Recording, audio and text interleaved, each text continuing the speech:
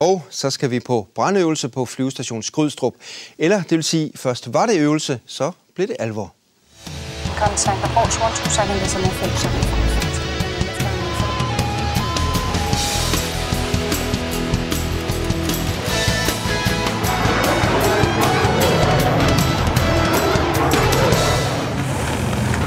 Tidlig morgen på flyvestation Skrydstrup.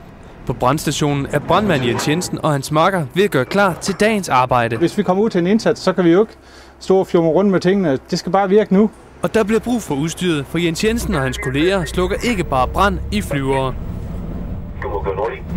Tak for det, jeg kører på Nordlig. Nu skal vi ud til et fingeret færdselsuheld og frigøre en person, som ligger under en container, har vi fået at vide.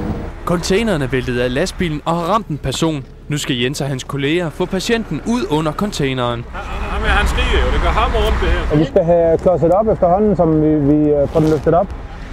Jens er holdleder. Han sørger for, at holdet løser de opgaver, som indsatslederen i den gule jakke deler ud. Folk de ved, hvordan de skal gøre og sådan noget. Der blev sådan set ikke sagt så meget. De ved næsten, hvad det er, at man tænker. Du begynder ikke at løfte, før at vi har fået den anden under over den anden side også. Brandfolkene bruger store gummipuder med trykluft til at hæve containeren. Siger bare til, når jeg skal stoppe. Men det er svært at løfte, uden at skade offeret mere. Det kræver lidt gravearbejde at få puderne på plads, men til sidst lykkes det, og offeret kan trækkes ud. Det gik sådan set fint. Vi fik patienten befriet fra containeren, og vores nødbehandlere de fik behandlet ham, som de skulle. Så patienten overlevede, og alle er glade. Tilbage på brandstationen viser Jens Jensen sit køretøj frem. Bilen kaldes en Crash Center og ligner til dels en almindelig brandbil. Det her det er så vores Eagle, og herinde bag ved den her låge her, eller bagenden her, der har vi vores drivmotoren til vores Eagle, og den er på 600 hest. Her der har vi vores Hulmetro, spreder og saks, vi blandt andet bruger til vores, hvis vi har et færdselsuheld, så kan vi klippe folk fri. Ja, og her har vi så førerhuset på vores Eagle, og der er plads til 3 mand heroppe. Der er plads til 2 røgdykkere og en chauffør. En anden speciel ting ved Crash Centeren er kanonen på taget. Den kan levere 3.000 liter vand i minuttet.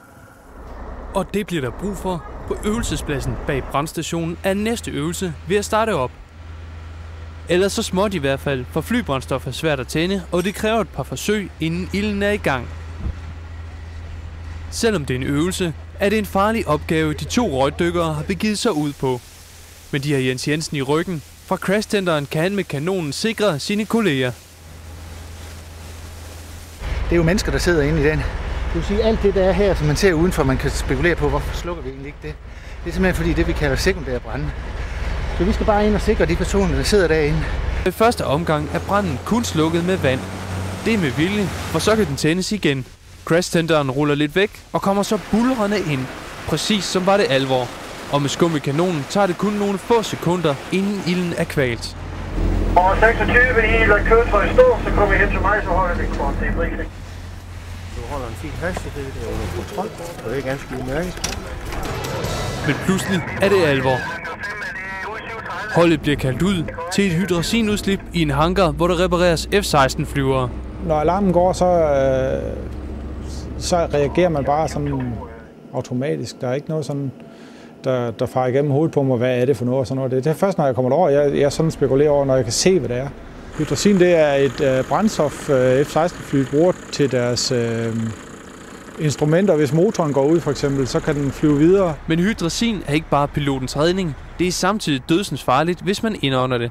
Og mens dem, der har været i bygningen, køres væk, er det røgdykkernes opgave at gå ind, og denne gang er det alvor. Ja, det troede vi, at det var en øvelse, men det fandt vi så ud af, at det var det ikke. Det var en rigtig for en gang skyld. Indsatsen ender med, at røgdykkerne får sikret hangaren, og Jens Jensen kan vende tilbage til brandstationen. Bilen skal gøres klar til næste gang alarmen går. Ja, det endte heldigvis godt, men 18 personer blev indlagt på infirmeriet til observation for hydracinforgiftning.